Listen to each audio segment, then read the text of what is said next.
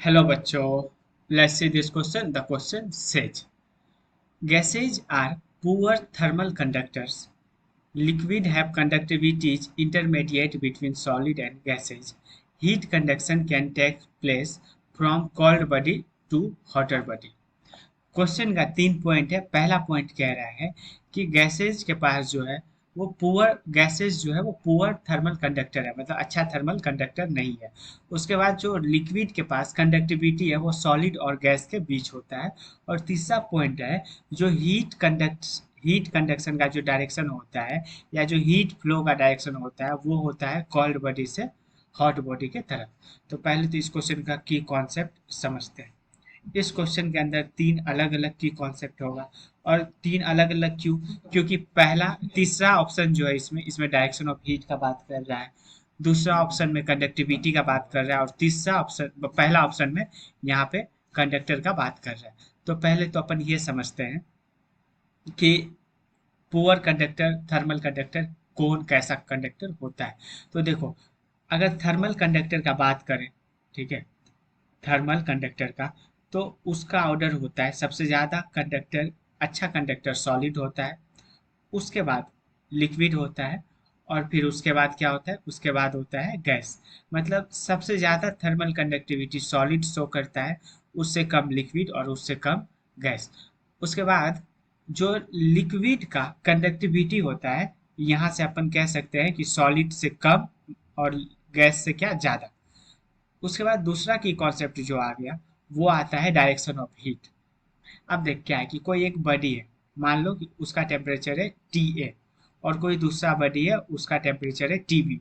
A body T A का मतलब कि ए का टेम्परेचर है टी ए, और टी बी का मतलब कि कोई एक बॉडी है जिसका नाम है बी और उसका टेम्परेचर है टी बी।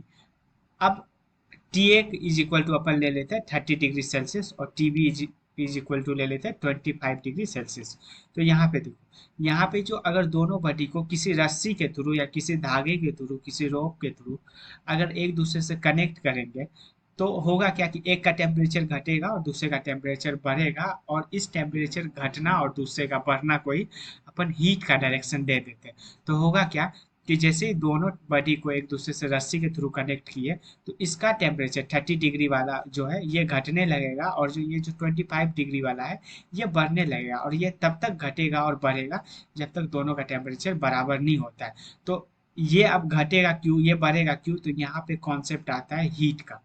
ठीक है, तो यहाँ पे जो हीट का डायरेक्शन होगा वो 30 डिग्री से 25 डिग्री तक होगा, 25 डिग्री के तरफ होगा। तो हीट का डायरेक्शन क्या हो गया? हीट का डायरेक्शन हो गया, डायरेक्शन इज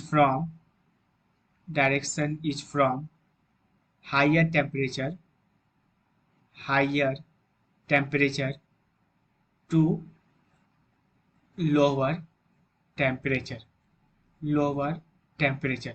तो इस क्वेश्चन के अंदर दो की कॉन्सेप्ट था।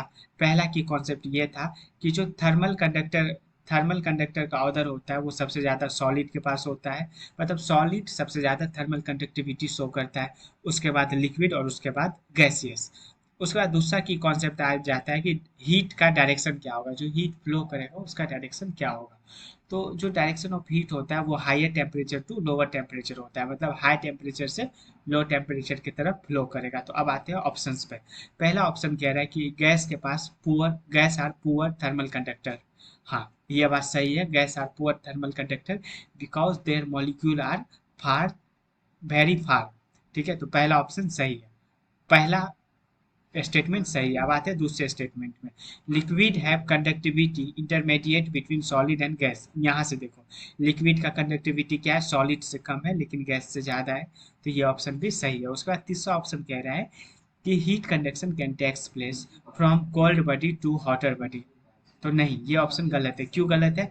क्योंकि हीट कहाँ से फ्लो हो रहा है? हायर टेम्परेचर से लोअर टेम्परेचर, मतलब हॉटर बॉडी से कॉल्डर बॉडी। लेकिन क्वेश्चन में यहाँ क्या कह रहा है? Colder body to hotter body. तो ये ऑप्शन क्या हो जाएगा? गलत आ जाएगा। तो मतलब जिस ऑप्शन में 1 और 2 रहे, मतलब वो ऑप्शन सही है। तो hence option number D is the right answer. Hope you understood it well. Best of luck.